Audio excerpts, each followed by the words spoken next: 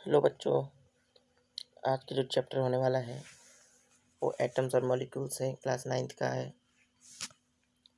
तो ये देखिए इंट्रोडक्शन वीडियो यहाँ पे दी गई है, इस सबको आपको पढ़ना है। चलिए पढ़ाते हैं आपको। ये देखिए सभी लोग जुड़ जाइए, लाइव क्लास स्टार्ट हो गई है। फर्स्ट यहाँ पे कह रहा है atom are the fundamental unit of matter. Atom ही एक फंडामेंटल यूनिट है मैटर की। Comprising a nucleus contains a proton and neutron, an element observing around us। Element को आप इलेक्ट्रॉन, प्रोटॉन और न्यूट्रॉन में क्या कर सकते हैं? एब्जॉर्ब कर सकते हैं। उसी को क्या कहते हैं? एटम कहते हैं बच्चों। वो क्या होती है? हमारी एक एटम होती है। इसको नोट करिए पहले आप लोग।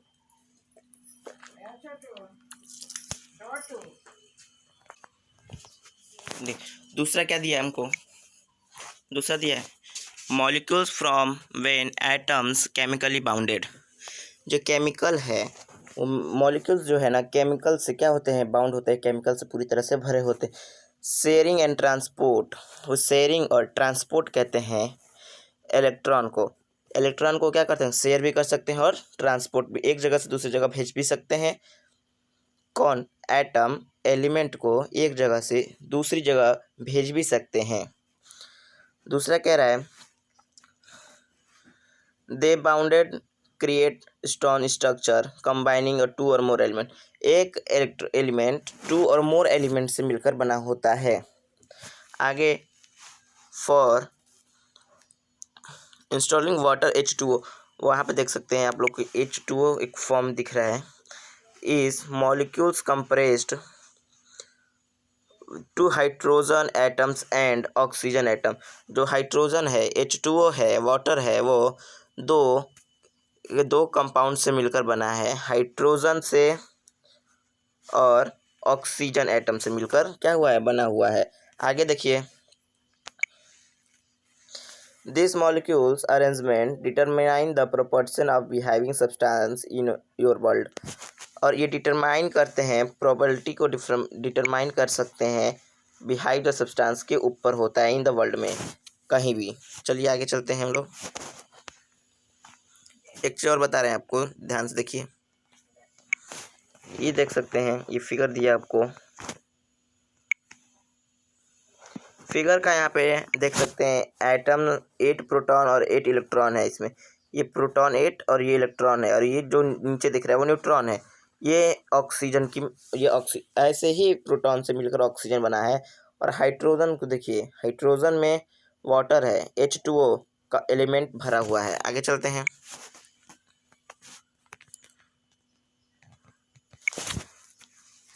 Law of conservation of mass. Law of conservation of मास हमें ये बताता है, पहले तो देखिए इधर, इन 1774 में इन्होंने क्या किया था, जो यहाँ बैठे हैं इन्होंने इसको law of conservation of mass की खोज की थी। स्टेटमेंट कहता है the mass can be neither be created and not be destroy in a chemically reaction or total mass upon the system remain converted. कह रहा है कि जो मास होता है मैटर का वो नाइदर क्रिएट नॉन डिस्ट्रॉय, और कभी क्रिएट नहीं होता है और नहीं कभी डिस्ट्रॉय हो सकता है, कभी भी नहीं हो सकता है। और यहाँ पे देखिए ये लाइन बड़ी इंपॉर्टेंट है आप लोगों के लिए। Chemical reaction of total mass of the system remaining convert होता है। टोटल मास जितना आपने, मान ली 1 kg आपने हाइड्रोजन लिया और 1 kg आपने क्या लिया? ऑक्सीजन लिया।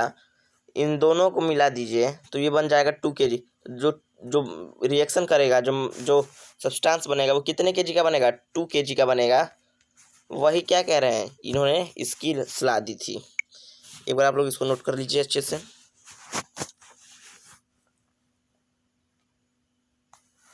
चलिए आगे बढ़ते हैं।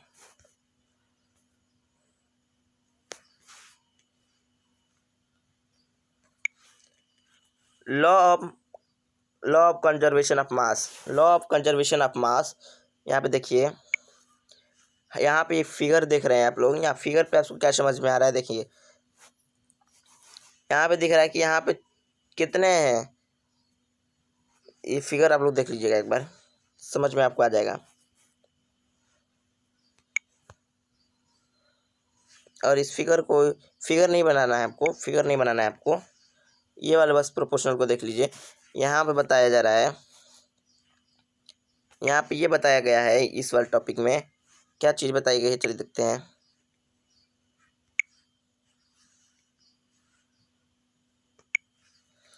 जो कि यहाँ पे दिख रहा है CH4 कितना दिया हमको?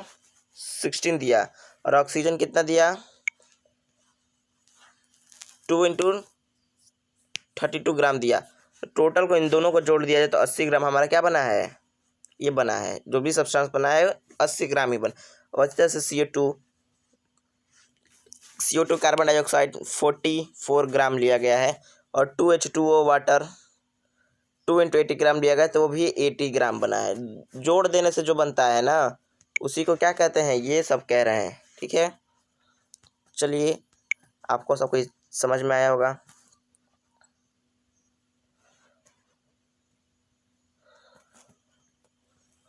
एक क्वेश्चन है, एक क्वेश्चन आया यहाँ पे, law of conservation of mass was given by, law of conservation of mass given by, law of conservation of mass given by, हमने अभी बताया लॉ ऑफ मास 1774 में ढूंढा गया था। और उन्होंने, किसने ढूंढा था आपको बताना है। क्या इसने ढूंढा था, क्या इन्होंने ढूंढा था, क्या इन्होंने ढूंढा था, क्या इन्होंने ढूंढा था, कौन ढूंढे थे, तुरंत बताइए।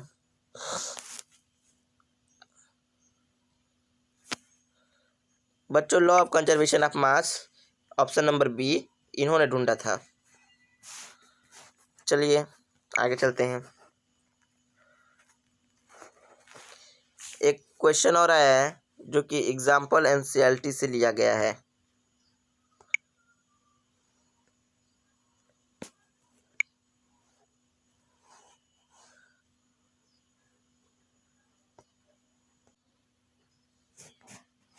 सब क्वेश्चन है बच्चों, देख सकते हैं।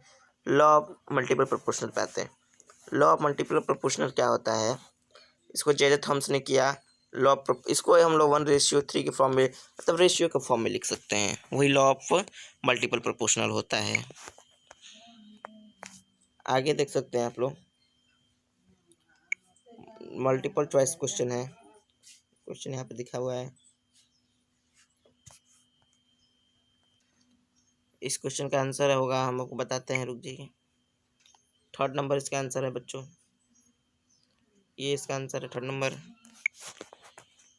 ये सब क्वेश्चन है, स्क्रीनशॉट देख सकते हैं। टॉपिक पढ़ेंगे फिर क्वेश्चन पे आते हैं।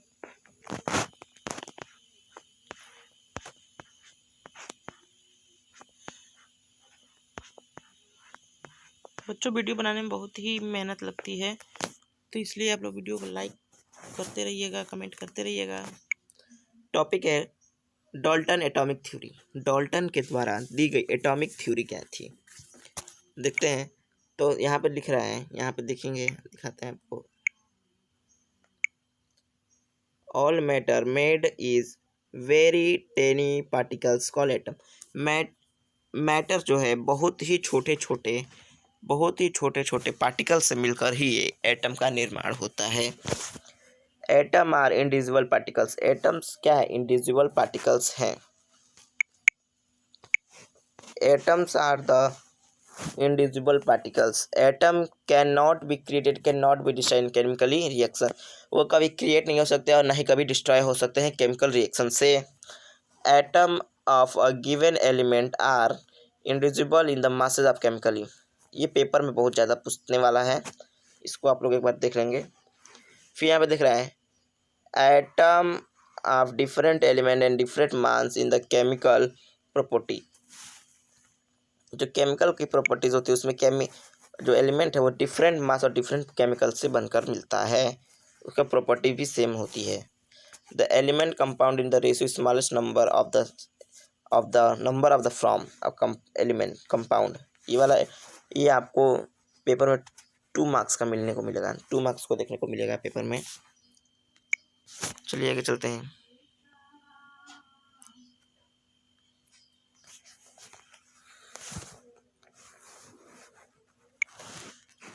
Limitation of Dalton atomic theory. Atom was exist. Atom was very individual particles, but now know that atoms can be feathered and divided into smallest particle called electron, proton, neutron under context. आप बस इतना भी लिखेंगे, अब बस ये वाला topic में बस आप इतना भी लिखेंगे तो आपको नंबर पूरा मिलेगा। कह रहा है कि एटम्स को हम लोग डिवाइड कर सकते हैं तीन पार्टिकल्स में, जिसका नाम है electron, proton and neutron.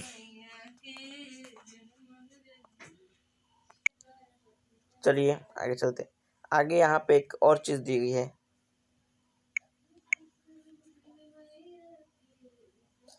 According to Dalton atomic theory atoms of different element have different masses. Atoms जो होते हैं उसके डिफरेंट एलिमेंट होते हैं और डिफरेंट मासेस होते हैं। However, we will recording to elements can be element have the fixed example of isobar or isotopes। यहाँ पे क्वेश्चन है,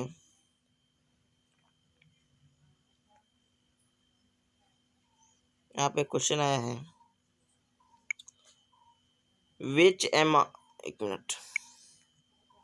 which among the following statement is incorrect।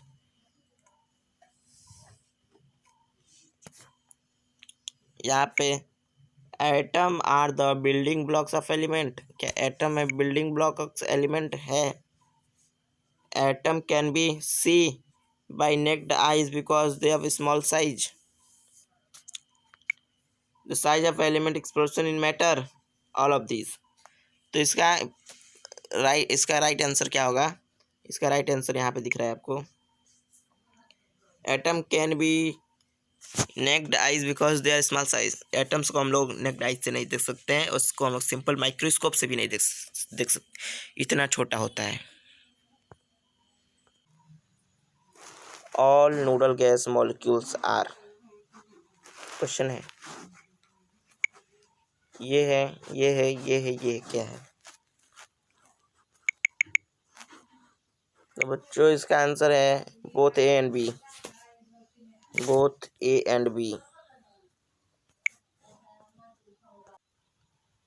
दूसरा टॉपिक हमारा यहाँ पे आया हुआ है, टॉपिक है atom are the symbols, atoms का सिंबल। तो यहाँ पे लिख रहा है atom is the smallest particles on an element generally without individual exist we can take in part in chemical reaction. Element जो ऐसा स्मॉलेस्ट छोटा पार्टिकल है जिसको जनरली जिसको इंडिपेंडेंट एग्जिट होने पर which can the take in part in chemical, छोटे छोटे पार्टिकल होने पर क्या हो सकता है? केमिकल का रिएक्शन हो सकता है। चलिए अब यहाँ पे लिख रहा है कैरेक्टरिस्टिक्स, यहाँ पे लिख रहा है characteristics all atoms of the element in similar but differ from atoms of other element. Differ भी होते हैं और अदर एलिमेंट भी होते हैं। Atom is atoms element so of properties of the element, element की छोटी प्रॉपर्टीज भी होती हैं। Atom are exactly tiny particles with our radius in the, ये वाला इंपॉर्टेंट लाइन है, बता देते हैं। यहाँ पे जो लाइन दिख रही है वो इम्पोर्टेंट हो सकती है, और इस लाइन में इम्पोर्टेंट बात है कि ये वाला चीज़ आपको याद होना चाहिए।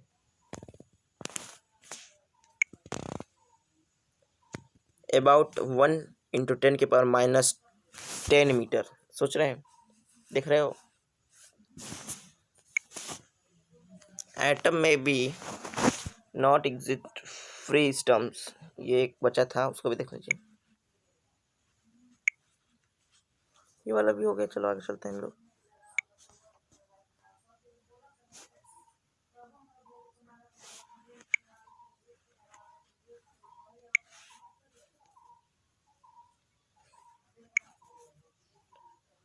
Atom and their symbols, atoms का सिंबल्स होता है Dalton particles represented for element. ये कुछ सिंबल्स है जो डाल्टन पार्टिकल्स रिप्रेजेंटेड कर रहे हैं। डाल्टन ने इस वैल्यू सबको एलिमेंट को दिया था एग्जाम में। वैसे तो एग्जाम में नहीं पूछते हैं, लेकिन आपके एग्जाम में पूछ सकते हैं, तो देख सकते हैं, इसलिए मैंने बना दिया इसका भी पीपीटी। जो यहाँ पे जो स्टेटमेंट बताई गई है,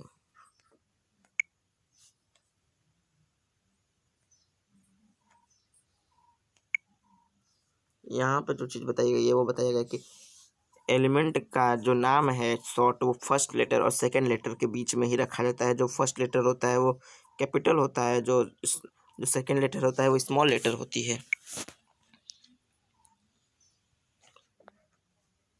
second topic, atom of the symbols, atom and their symbols. Atom और देयर सिंबल्स क्या हो सकते हैं, आज के लिए इतना ही पढ़ाएंगे।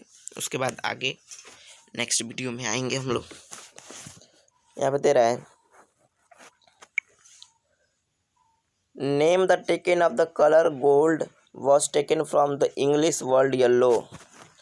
Name the taken Greek word hydrogen meaning water forming ice, hydrogen Greece helium for the galaxy word neutrons in the meanings।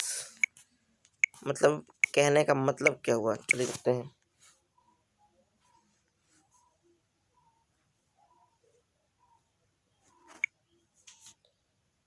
यहाँ पे देख सकते हैं, अगर आप लोग पढ़िए खुद से, तो हम पानी पी के आते हैं।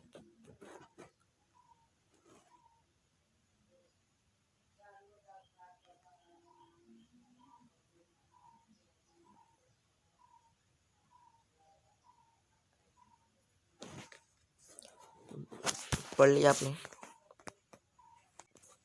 यहाँ पे बता रहा है कि जो कलर गोल्ड है, गोल्ड कलर है, वो इंग्लिश वर्ड में आकर क्या हो गया है, येलो हो गया है।